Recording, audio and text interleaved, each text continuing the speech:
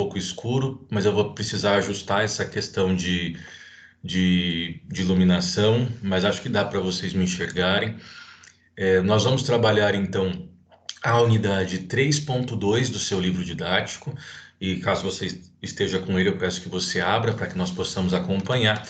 É uma unidade muito tranquila, muito simples mesmo. Ela começa a falar as partes técnicas referentes ao projeto de pesquisa. E eu quero apresentar para vocês algumas ideias e algumas reflexões que são importantes para que uma pesquisa seja realizada de maneira competente, de maneira adequada. Existem algumas regrinhas, algumas sugestões que nós podemos dar para que você consiga construir uma pesquisa com uma base teórica sólida, e que tenha um resultado conforme o resultado esperado, né? Mais uma vez, quando você tiver alguma dúvida, você fique à vontade para liberar o seu microfone, à vontade para mandar uma pergunta no chat. A gente está sempre à disposição, seja nesse nosso encontro aqui ou fora desse nosso encontro. Vamos lá. Então, nós temos por tema projeto de pesquisa, conceituação e constituição. A primeira coisa, ou o nosso ponto de partida, quando nós pensamos em projeto de pesquisa, é que efetivamente ele representa um projeto. E por mais óbvio que isso possa parecer, é importante frisarmos que a nomenclatura é projeto de pesquisa e não pré-projeto. É muito comum a utilização do termo pré-projeto, estou fazendo pré-projeto de pesquisa.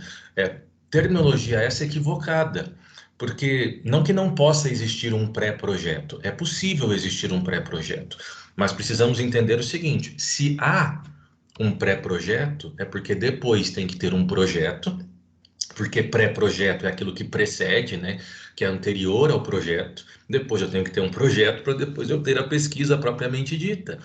Então, nós não temos essas três etapas, né, na nossa estruturação de pesquisa no direito, isso não é comum. Então, como que se estabelece isso? Nós temos o projeto de pesquisa, porque ele efetivamente já é o projeto. Então, não é pré-projeto, é projeto de pesquisa. E depois nós temos a construção da nossa pesquisa efetiva, que vai ser por meio de uma monografia, de um trabalho de conclusão de curso, que nós chamamos de TCC, pode ser por meio de um artigo científico. Aí, dependendo dos graus de especialização, né? Se for um mestrado, depois a pesquisa ela é representada pela chamada dissertação. Então, dissertação é o nome técnico que se dá à pesquisa realizada numa especialização a nível de mestrado, e sendo doutorado, temos a tese. Nomenclaturas diferentes para se identificar a pesquisa. Todas essas pesquisas são precedidas de projetos de pesquisa. E esses projetos de pesquisa, eles precisam ser conceituados e também demonstrados a sua constituição. Por isso a importância dessa unidade. Quando a gente fala em conceituação, nós estamos falando em um plano de ação para a pesquisa. O projeto de pesquisa, ele principalmente, né, ou basicamente, para que nós possamos planejar a maneira pela qual a nossa pesquisa irá acontecer. E se você observar a minha fala, eu coloquei acontecerá, né, ou irá acontecer. É muito importante entendermos, e aqui nós temos algumas regras para apresentar a vocês, que durante a escrita do projeto, durante a sua formulação, os verbos, é, eles são utilizados, né, no futuro, por uma razão muito simples. Por que que os verbos são conjugados no futuro? Essa palavra tinha me fugido, conjugado. Porque o projeto ele está voltado para a pesquisa. E a pesquisa, ela não acontece no projeto, ela acontecerá no trabalho que será realizado depois. Então, quando se escreve um projeto falando sobre objetivos, né, é, a pesquisa estudará determinado tema, ou estudar, verbos no infinitivo, também são bastante utilizados quando se fala em escrita científica. Mas é comum que o projeto trabalhe com essa identificação temporal no futuro, porque o projeto está focado, está voltado formação da pesquisa que ainda vai acontecer. Então, uma forma que se usa bastante em trabalhos de conclusão de curso, né? A presente pesquisa tem por finalidade, e aí no trabalho propriamente dito, tá ok, mas não se dá para utilizar isso no projeto. Então, no projeto não é adequado falar a presente pesquisa tem por finalidade, blá, blá, blá, blá. Por quê? Porque não se tem presente pesquisa no projeto. A pesquisa, ela vai acontecer depois. O projeto vai iniciar uma pesquisa, mas não dá para eu considerar que ela já está realizada. Então, no projeto utiliza-se, né, a pesquisa, sem falar a presente, no sentido a pesquisa abordará ou tem por finalidade abordar determinados temas, aí tudo tranquilo. Mas eu não posso trazer para o presente, para o momento do projeto, algumas questões conclusivas, porque esse não é o objetivo, essa não é a razão de ser do projeto. O projeto serve para organizar a maneira como eu vou desenrolar essa pesquisa, como eu desenrolarei essa pesquisa, né? Essa atividade reflexiva. Então, aqui nós já temos algumas ideias do que nós estamos falando. Projeto, como este plano de ação extremamente importante no sentido de organizar, de fazer os links das ideias, né? E também precisamos entender que normalmente não se pode utilizar sempre ou toda vez, os verbos são conjugados no futuro, ou pelo menos no infinitivo, para indicar a pesquisa que será realizada a partir daquele momento, né? Então, precisamos ter esse cuidado, essa atenção. Para falarmos de projetos, a primeira coisa que se é colocada aqui no seu livro didático, eu vou compartilhar com você, caso você não esteja acompanhando pelo livro, né? Que já está aparecendo o livro didático. Tem algumas informações importantes, acaba sendo uma unidade, uma sessão muito curta. Mas a primeira parte que se tem relevância aqui é a distinção entre pesquisa qualitativa e pesquisa quantitativa. Já deixei marcado para você, caso você queira fazer a respectiva associação, né? O qualitativo está grifado de amarelo e o quantitativo de verde. São duas maneiras de se abordar uma pesquisa ou de se pensar aquilo que se quer pesquisar ou analisar. Eu consigo analisar algo qualitativamente e consigo analisar algo quantitativamente. Ah, eu posso utilizar essas duas abordagens? Posso, mas isso inevitavelmente vai me demandar mais tempo, mais páginas e mais trabalho. E nós vamos conversar hoje sobre definição de tema, e é muito importante essa análise sincera, essa análise honesta do pesquisador.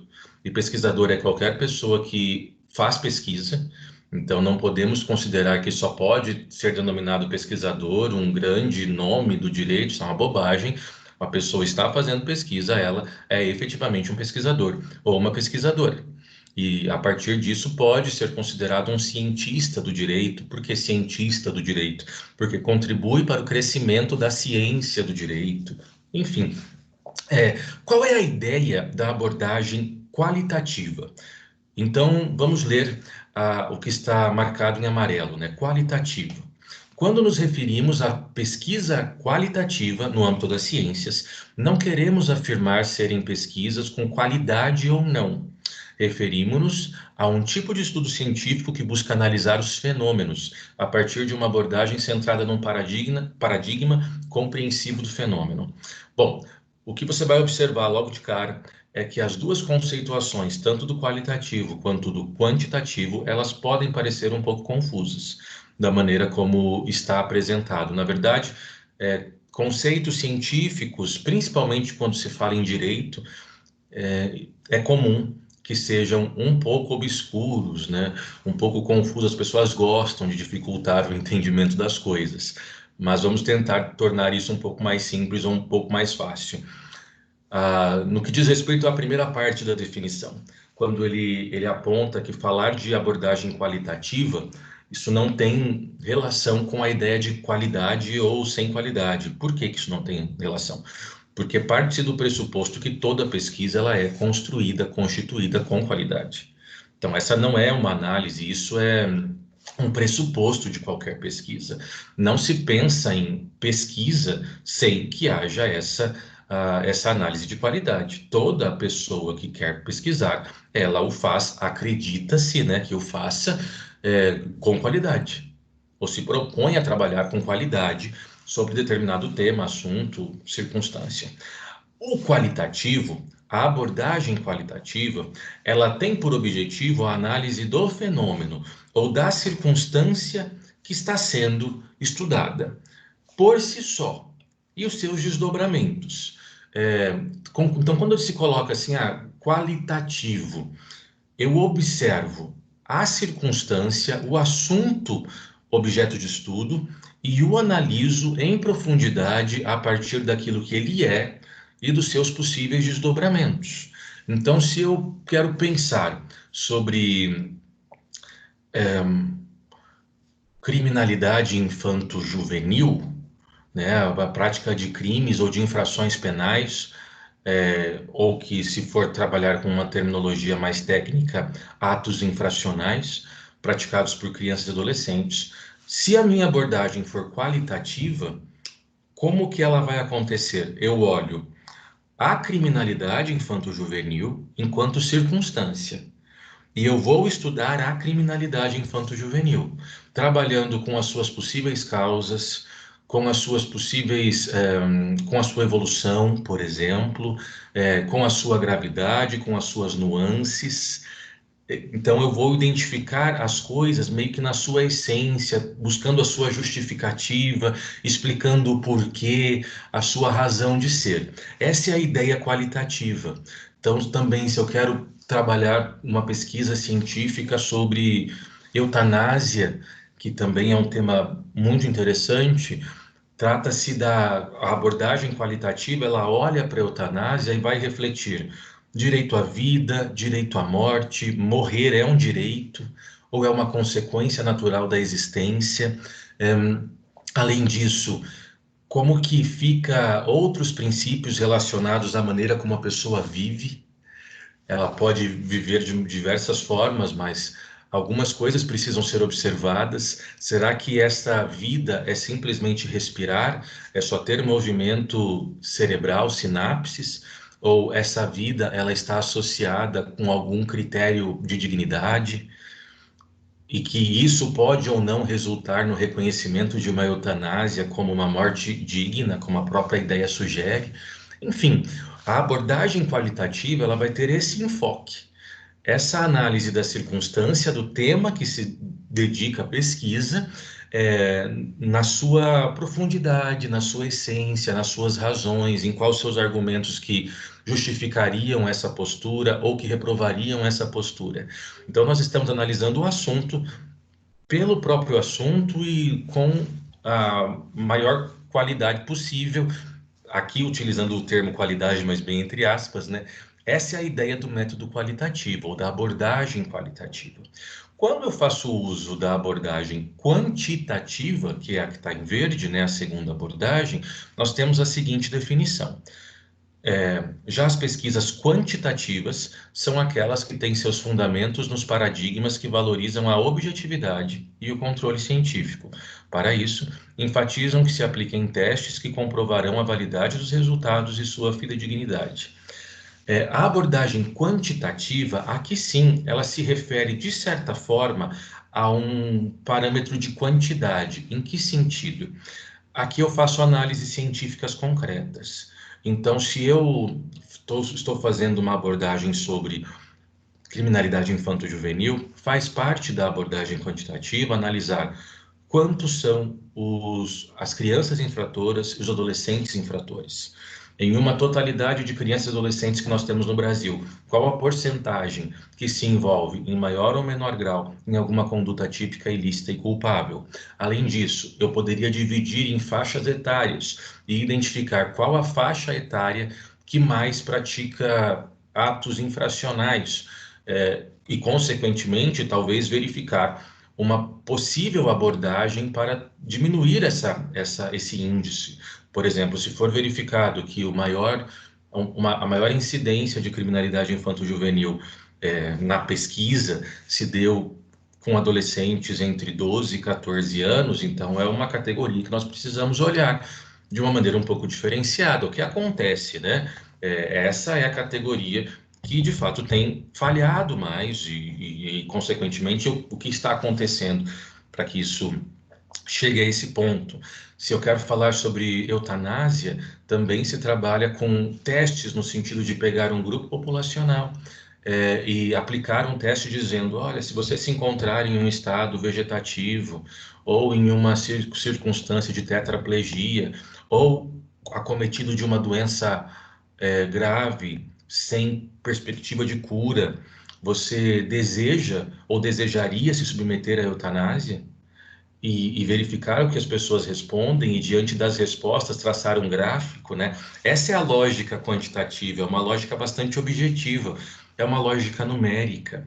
Então, a gente consegue aplicar testes práticos, nós conseguimos trabalhar com abordagens práticas, fazer um índice, uma representação gráfica, efetivamente por meio de pesquisas ou por meio de identificações mesmo.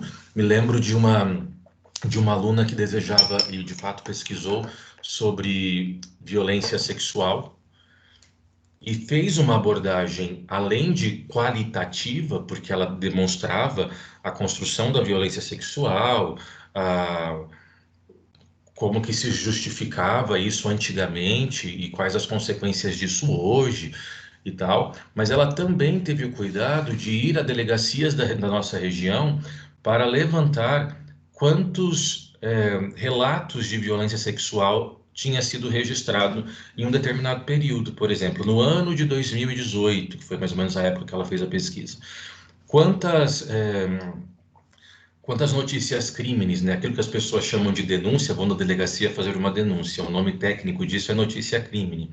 Quantas notícias crimes, quantos boletins de ocorrência foram lavrados, né, constituídos, tendo por relato a violência sexual.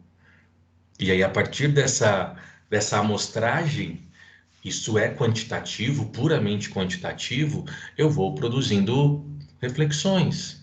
Aí desse universo de violência sexual que tivemos na nossa região, qual era a vítima? A maior vítima era mulher de tanto a tantos anos. Quantos desse nível de violência sexual era dirigido a crianças, era dirigido a adolescentes, a menores de idade, de maneira geral? Isso é quantificar. Quantitativa no sentido de quantificar, de fazer experiências, de fazer pesquisa, de amostragem, de aplicações práticas e objetivas. E o qualitativo é no sentido de compreender a essência, as razões, os porquês, como que as coisas acontecem, é uma análise filosófica muito interessante, o conteúdo em sua profundidade, e se dedicar a isso, a construção de uma ciência, efetivamente, a partir disso. Aqui nós temos a diferença entre método qualitativo e método, ou abordagem, melhor dizendo, abordagem qualitativa ou abordagem quantitativa. A partir disso, nós precisamos, né, compreender, e como eu já comentei com vocês, é possível que a abordagem feita pelo seu trabalho de conclusão de curso ou de qualquer pesquisa, ela seja sobre os dois. O que é mais comum para nós entendermos? Se formos fazer uso de somente uma abordagem, o mais comum no direito é o quantitativo, é o mais comum.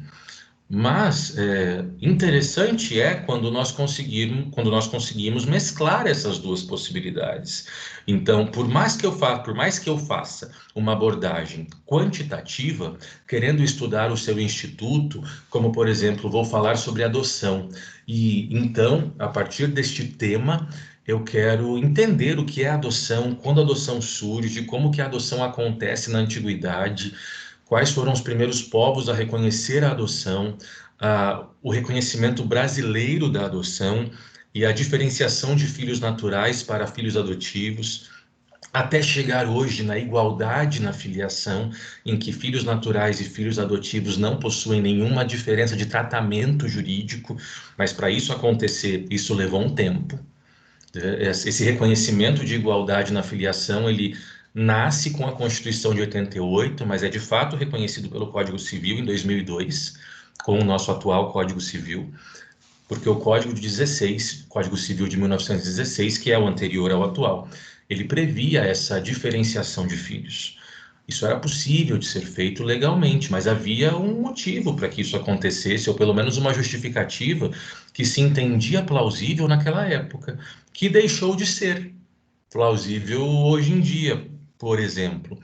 Então, num primeiro momento, se busca entender, compreender a adoção, o fenômeno da adoção em sua totalidade. Ok, e após isso, eu vou atrás dos números, e aí a ideia do quantitativo. Quantas são as crianças esperando um lar adotivo? Quantas são as famílias que se dispõem a ter um filho adotivo, né, a realizar a adoção?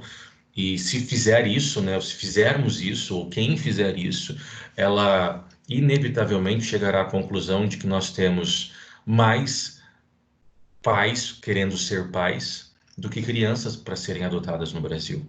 Nós temos mais pessoas querendo adotar do que pessoas para ser adotada, para serem adotadas.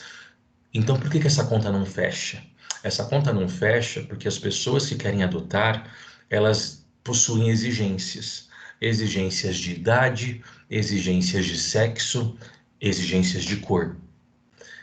E normalmente, as crianças que estão em adoção, em processo de adoção ou disponíveis para adoção, não preenchem muitas vezes esses requisitos. Então elas ficam deixadas.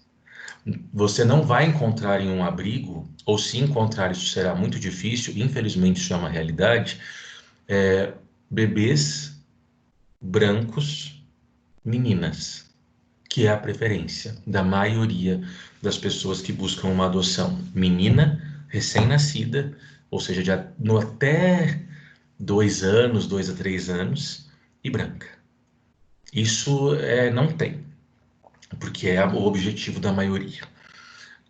Agora, depois você começa a encontrar crianças que estão ali disponibilizadas para adoção, e essas crianças elas vão ser mais velhas, ou elas vão ser meninos, ou serão negros, ou então são irmãos, e aí se tem uma tentativa de não realizar separação entre irmãos, e tudo isso vai de alguma maneira dificultando, porque as pessoas que querem adotar não querem abrir mão dos seus requisitos. E isso é muito triste, porque o pensamento que se faz, pelo menos é o pensamento que eu faço. A pessoa ela quer ser pai ou ela quer brincar de boneca, alguma coisa do tipo. Porque se o meu sonho é ser pai, se o meu sonho é ser mãe, eu preciso de um filho. Agora, como ele é, por que que isso é tão importante, né? Hum, Mas sabemos que isso acontece, infelizmente. Crianças, então, com deficiência, aí é mais difícil ainda de se ter uma adoção.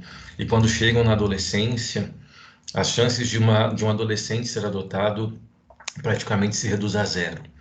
Não se deseja porque se entende que a adolescência é uma fase problemática, não que não seja.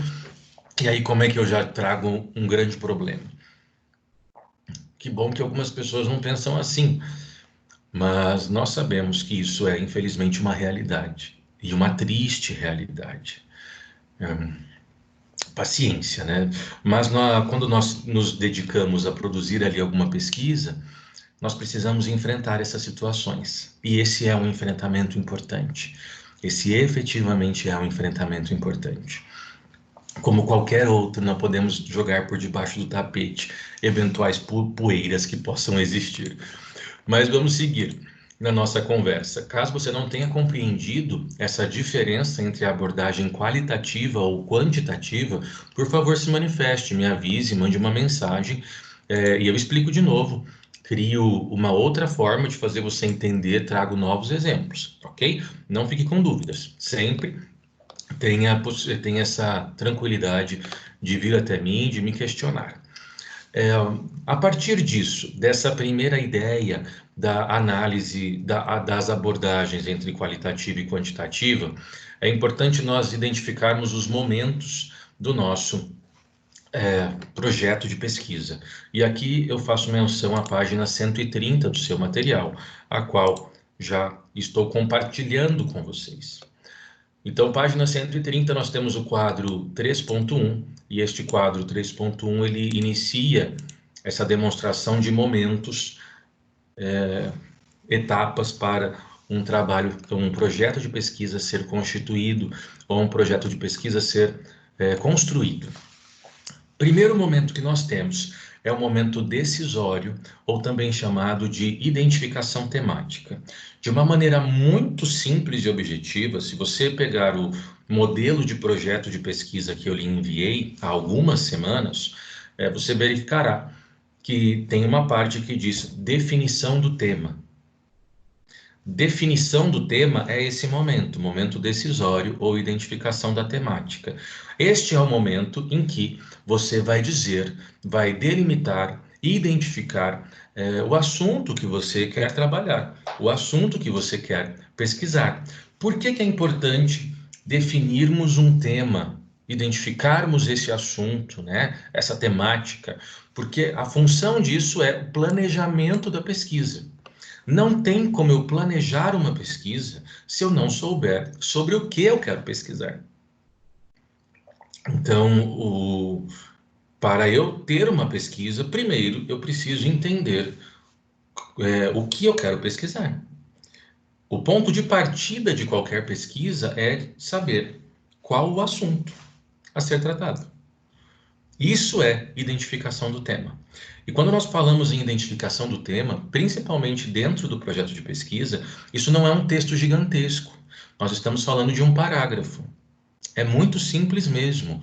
Então, a pesquisa tem por objetivo abordar a, a eutanásia como método de respeito à dignidade das pessoas, as quais deveriam ter a possibilidade de planejar o fim da sua vida, já que é possível o planejamento do início da vida, como acontece em famílias que organizam a sua gestação, e blá, blá, blá, blá. Então eu consigo aqui fazer uma identificação temática, ou falar de eutanásia, bem como as suas ramificações, como ortotanásia, distanásia, as diversas categorias, subcategorias que nós temos dentro da eutanásia. Isso é identificar o tema. Vou falar sobre criminalidade infanto-juvenil, quero trabalhar sobre adoção, quero falar sobre violência sexual. Também tive uma aluna que trabalhou com estupro marital. E por que que é importante esse assunto? Não sei se vocês têm ideia do que isso significa. Estupro marital, como o próprio nome sugere, é o estupro realizado pelo marido. É o estupro, e se a gente for ampliar um pouco essa conceituação, estupro marital, ele deveria ser chamado hoje em dia de estupro conjugal. Por quê? Porque a ideia do estupro marital é uma ideia de que só o homem pode realizar estupro, sabe? Eu e meu leite. Empelotou. Aí a gente mastiga. Qual é a ideia disso, pessoal? Da mesma maneira como antigamente se falava pater-família, que era a ideia do poder familiar, de quem era responsável pela família, por que se chamava pater-família? Porque se entendia que a chefia da família se repousava sobre a figura paterna. Por isso, pater-família. Então, o homem como chefe de família, como o dono de tudo, de certa forma. Quando se fala em estupro marital, quando se traça essa nomenclatura pela primeira vez, a ideia era o estupro realizado pelo marido, em detrimento da sua esposa.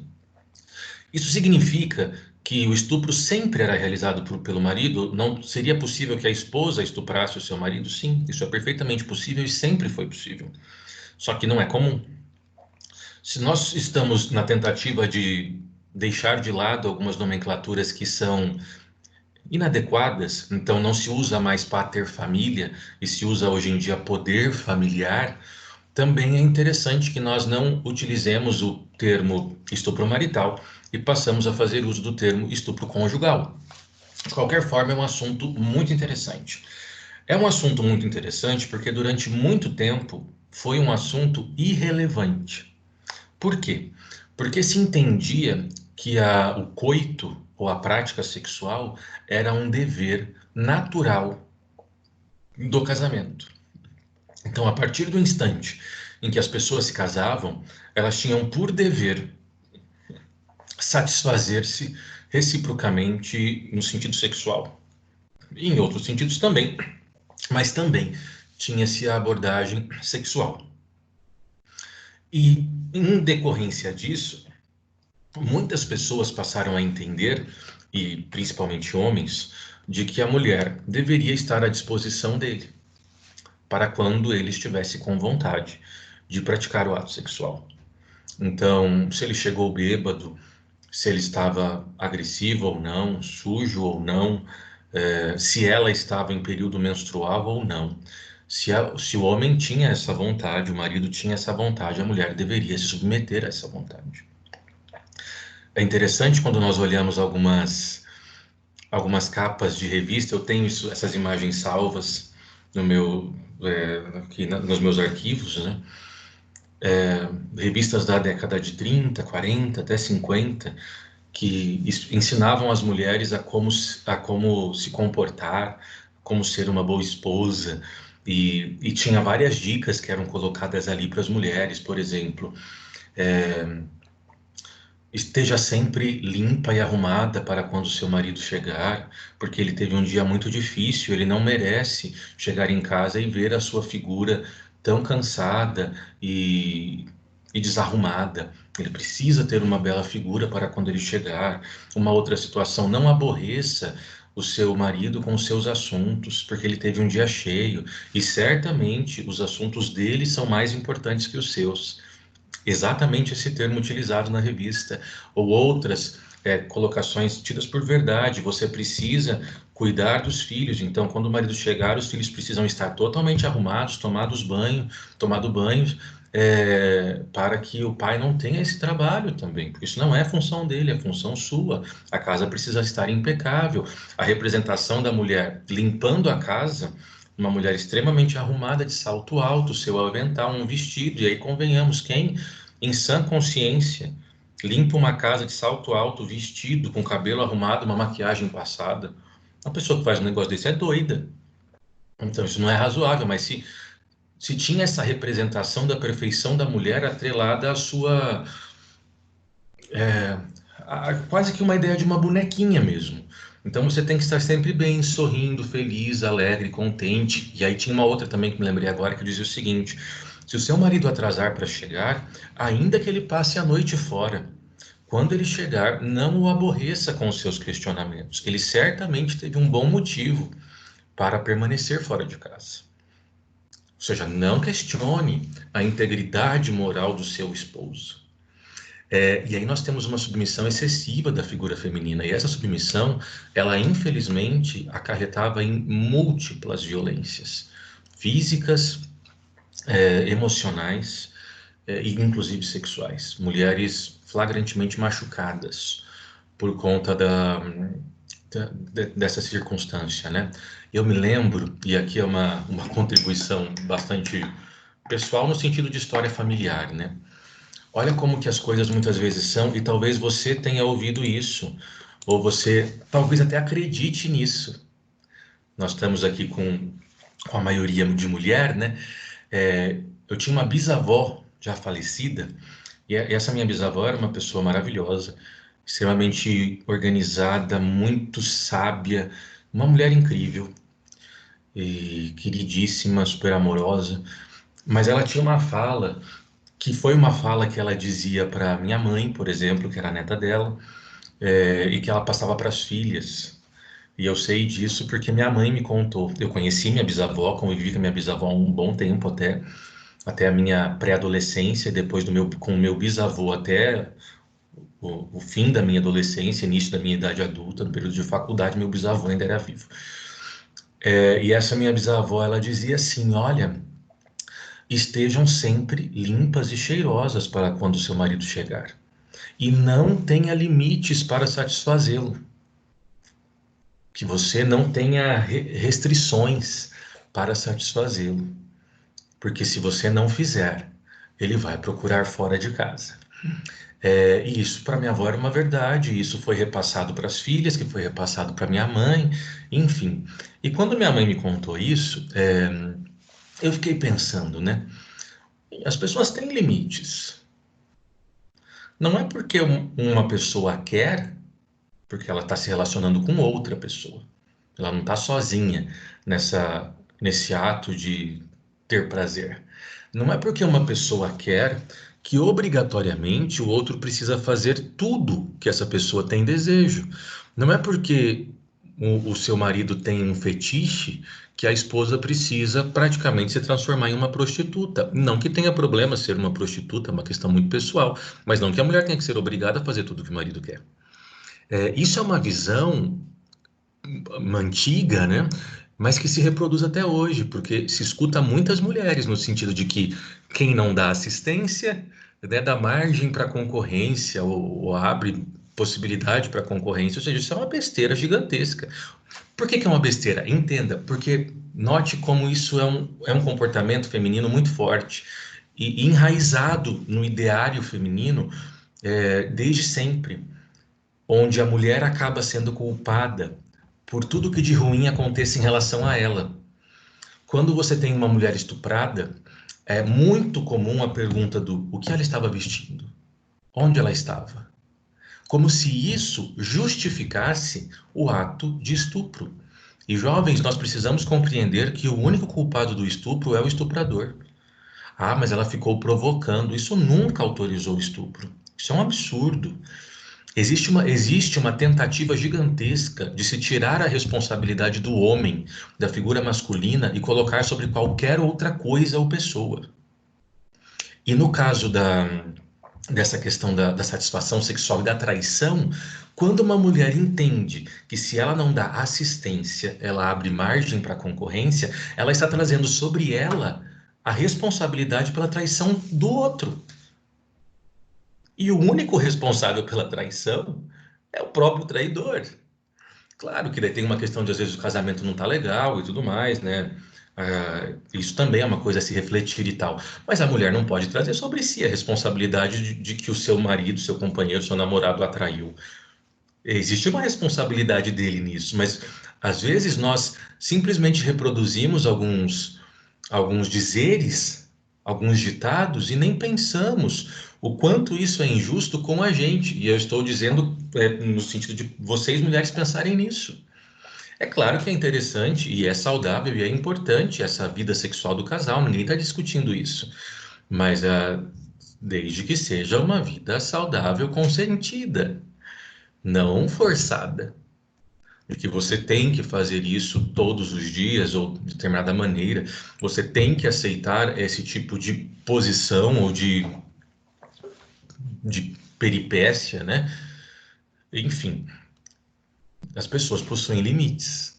E aí nós temos que entender também como que isso vai aparecer na sociedade. Então aqui a gente saiu um pouquinho da nossa ideia, mas para apresentar também um pouco dessa construção sociológica que nós observamos ao longo dos tempos, né? E que bom que isso de certa forma tem caído. Voltando aqui para a nossa ideia. Primeiro ponto que nós precisamos nos preocupar é a definição ou identificação da pesquisa. Quando se fala em identificar a pesquisa, precisamos compreender que essa identificação ela deve partir de uma análise bastante honesta da pessoa sobre si, uma análise bastante honesta do indivíduo sobre a sua própria vida, sobre a sua própria existência. Existem temas que são naturalmente mais complexos do que outros. Isso é normal, isso é comum. E eu preciso entender que temas mais complexos vão dar mais trabalho. E temas mais simples darão menos trabalho. É natural que seja dessa forma. Também preciso entender que eu tenho temas complexos com boa com bons livros, né, com boa quantidade de livros a respeito desse assunto, e eu tenho temas complexos com uma miséria de livros ou de obras científicas publicadas nesse sentido. Quanto menos base de pesquisa eu tiver, mais difícil vai ser também, mais trabalho eu vou ter. Eu também preciso entender que a faculdade não é obrigada a me fornecer todos os livros referentes à minha pesquisa.